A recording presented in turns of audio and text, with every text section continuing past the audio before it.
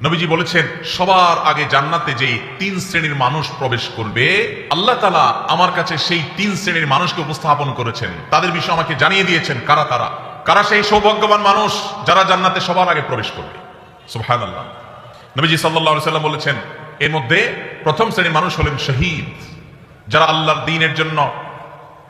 দ্বীনের জন্য ইসলাম এবং মুসলিমদের দুশমনদের বিরুদ্ধে জিহাদে রত হয়ে যারা শাহাদত বরণ করেছে, নিজের জীবনকে বিলিয়ে দিয়েছে, এই শহীদদেরকে আল্লাহ তাআলা জান্নাতে সবার আগে প্রবেশ করাবেন।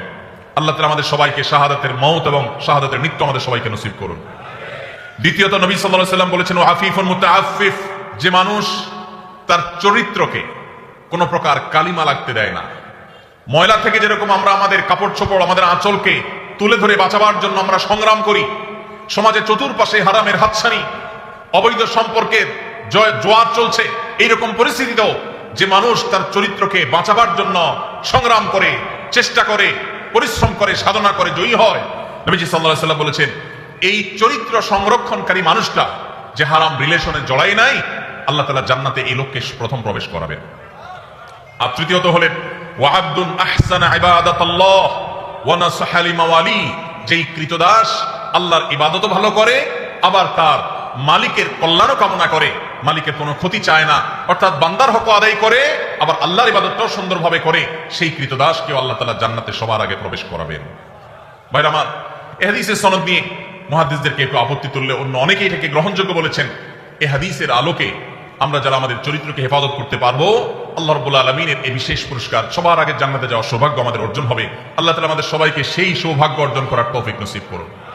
যুবক ভাইরা আমার, চরিত্রকে হারাম থেকে বাঁচাবার জন্য কারা কারা নিয়ত করছেন একটু হাত তুলুন তো। আল্লাহ আমাদের যুবক ভাইদের চরিত্রকে হেফাজত করার তৌফিক নসিব করুন। আল্লাহ কোরআনের মজলিসে তারা ওয়াদা করেছে, আল্লাহ এই যে হারামের যে হাতছানি আমাদের যুবকের ইমানকে হরণ করবার যে শয়তানের চেষ্টা, এটা থেকে আমাদের যুবক ভাইদেরকে আপনি বাঁচিয়ে দেন। আল্লাহ ইমানি শক্তি দান করেন, আল্লাহ ইমানি জোয়ার দান করেন, ইমানি চেতনা দান করেন, ইমানি তেজ দান করেন। আল্লাহ এই যৌবনকে তোমার দ্বীনের জন্য কোরবান করার তৌফিক দান করেন। আল্লাহ হারাম থেকে বাঁচার মতো শক্তি আমাদেরকে দান করেন। ভাইরা আমার, আমরা যদি আমাদের চরিত্রকে হেফাজত করি, লাভ কি আমাদের না আল্লাহ? আমরা যদি আমাদের চরিত্রকে হেফাজত করি, লাভ কি আমাদের না আল্লাহ? আমাদের। ভাইরা আমার, কি লাভ? লাভ হলো আল্লাহ সুবহানাহু ওয়া তাআলা যারা নিজেদেরকে হারামের পথ থেকে বাঁচিয়ে রাখে, তাদের জীবনে যখন বৈবাহিক সম্পর্কের মধ্য দিয়ে একজন বৈধ হালাল সঙ্গী জীবনে আসে, সে যুবক সে যুবতীদেরকে আল্লাহ রাব্বুল আলামিন সচরাচর দাম্পত্য জীবনে সুখ, প্রকৃত অর্থে তৃপ্তি, সত্যিকারের যে ভালোবাসা, সেই ভালোবাসা আল্লাহ তাআলা নসিব করেন তাদের জন্য যারা তাদের যৌবনকে হারামের কালিমায় জড়াতে দেয় না।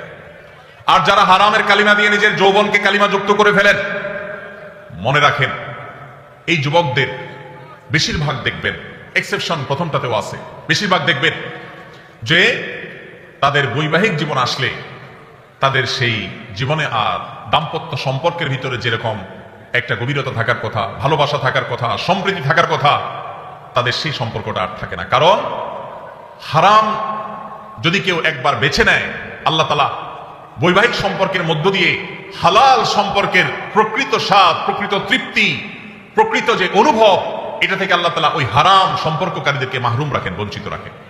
এই জন্য ভাইরা, দুইটা অপশনই আপনার সামনে আছে।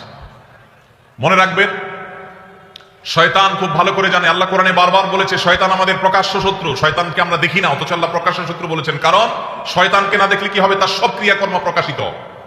শয়তানের কাজগুলো দেখা যায় কি যায় না?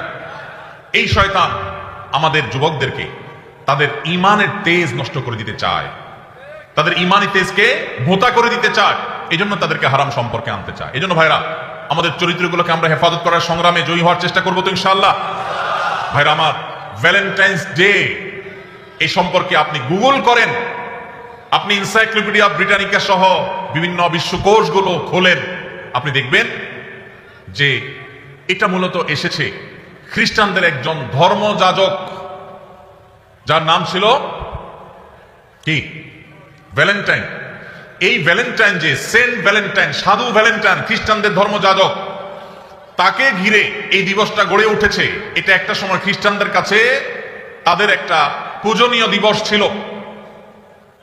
বহুকাল পর পৃথিবীর বহু দেশে এই দিবস উদযাপন নিষিদ্ধ হয়েছে। অনেক কাল পর ইংল্যান্ডে গিফট আইটেম ব্যবসায়ীরা তাদের ফেব্রুয়ারি মাসে বরফে ঢাকা পরিবেশে গিফট আইটেমের ব্যবসাকে চাঙ্গা করবার জন্য, বেচা কিনা হয় না এটা বাড়াবার জন্য, এই ভ্যালেন্টাইন্স ডে কে তথাকথিত ভালোবাসা দিবসের মনোকে এটাকে বাজারজাত করেছে তাদের ব্যবসায়িক ধান্দায়। আর আমাদের যুবকেরা সেটাকে তাদের ডিজাইন করা তথাকথিত ভালোবাসা এটার জন্য আমাদের যুবকরা আত্মাহুতি দিচ্ছে, তাদের জীবনকে তাদের যৌবনকে শেষ করছে। ভাইরা আমার, এই যে টেলিভিশন চ্যানেলগুলোর, এক শ্রেণীর টেলিভিশন চ্যানেল দেখবেন, এক শ্রেণীর মিডিয়া দেখবেন, যারা আপনাদেরকে হারাম সম্পর্ক করার জন্য নানাভাবে উদ্বুদ্ধ করে, প্রেরণা দেয়, উৎসাহ দেয়, এরা সব আমাদের এই দেশের তরুণদের সবচেয়ে বড় শত্রু। এই ভ্যালেন্টাইন্স ডে এটা কি এই দেশের, এই মাটির কোন সংস্কৃতি?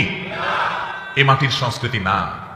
পশ্চিম থেকে আমদানি করা এই সংস্কৃতিকে আমাদের দেশে যারা চাপিয়ে দিচ্ছে, তাদের বিরুদ্ধে আমাদের প্রত্যেকটা মানুষকে সজাগ, সতর্ক থাকতে হবে, সংগ্রাম চালাতে হবে। যদি সংগ্রাম না চালান, আপনার সন্তান, আপনার পরবর্তী বংশধর, আপনার জেনারেশন, তারা নষ্ট হবে, তারা ধ্বংস হবে, চরিত্রহীন হবে, লম্পটের পথ বেছে নিবে, আর কবরে আল্লাহ আপনাকেও শাস্তি দিবেন যদি আপনি তাদের চরিত্রকে হেফাজত করবার কোনো উদ্যোগ গ্রহণ না করেন।